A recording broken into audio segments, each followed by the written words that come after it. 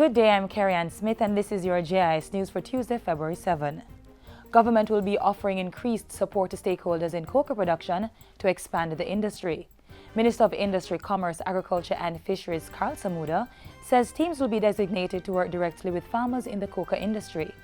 These teams will be formed from officers in the Extension Services of the Rural Agricultural Development Authority, where they will receive the benefit of highly trained extension officers who will visit with them, guide them, assist them in how to manage their farms. Minister Samuda was addressing this Monday's opening ceremony for a two-day International Fine Cocoa Conference and Chocolate Expo held at the Spanish Court Hotel. In addition to technical advice, he says farmers will be provided with seedlings and other productivity incentives to encourage an expansion of cocoa production to more parishes. Meanwhile, the minister says legislation to establish the Jamaica Agricultural Commodities Regulatory Authority will allow cocoa farmers to determine their prices and enable higher levels of competition within the industry. The legislation was passed in the House of Representatives in September last year. The players within the industry will now be free to market their own product, form themselves into associations and be more independent of government, because government now will only be focusing on the protection of the brand to ensure that the integrity of the product meets the internationally recognized standards. Government will be coming for the over $9 billion it is owed in outstanding property taxes.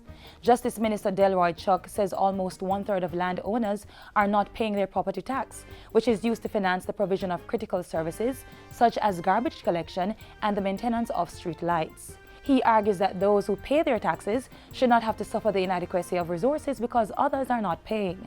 The roads could be fixed, the courts could be fixed, the hospitals could get the resources.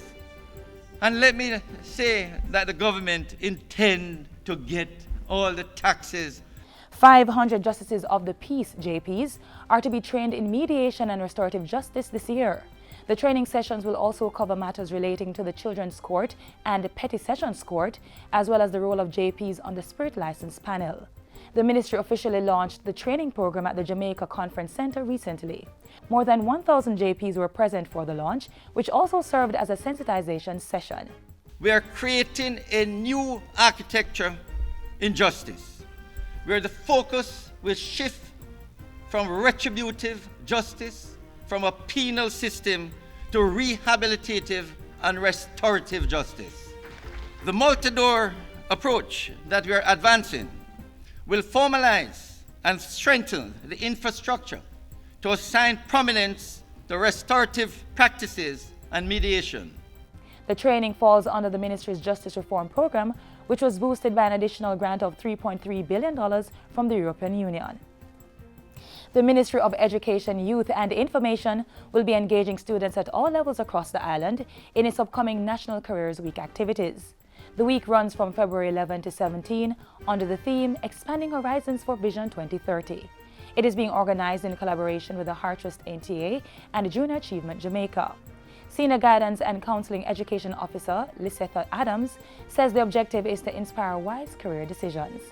The activities are also designed to better engage youth and adults to help establish Jamaica as a globally competitive nation.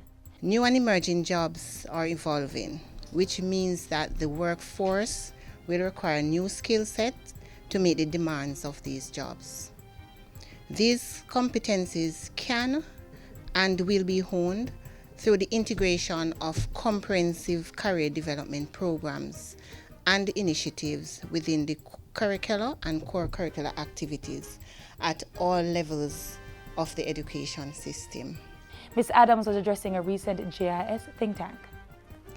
And finally, the Hearttrust NTA says it is committed to working with the Ministry of Education to make career tools and information available to all students at all levels. The training institution is collaborating with the ministry in its National Careers Week activities. Hearttrust's Senior Director of TVET Development and Support System says the observation is linked to the vision to drive productivity and labor market reform.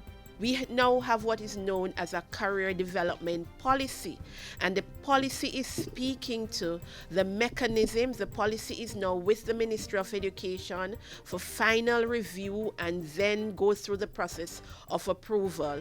And it talks about building the partnerships, having the programs, having the frameworks, having the various mechanisms to help Jamaicans to take control of their careers. And that's it for JIS News today. I'm Carrie Ann Smith. Thanks for watching.